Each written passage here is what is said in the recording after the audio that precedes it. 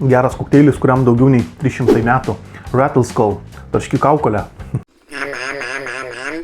Tai kokteilis buvo sukurtas, manoma, 18 amžiuje, tuo metu, kai vyravo Didžioji Britanijos imperija, kuri turėjo daugybę kolonijų visame pasaulyje, tai vienoje Šiaurės Amerikos teritorijoje, tai Naujojoje Anglijoje, kuri taip pat buvo viena iš Britanijos imperijos kolonijų, tai tuo metu buvo populiarios tavernos, kuriuose rinkdavosi žmonės, jie tarpusavį bendraudavo ir ragaudavo įvairius alkoholinius gėrimus.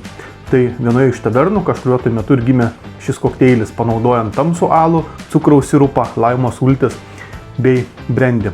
Na ir jei koks ramesnis žmogus šiek tiek šio kokteilio padaugindavo, tai jis daug ir garsiai pradėdavo šnekėti, tarškėti.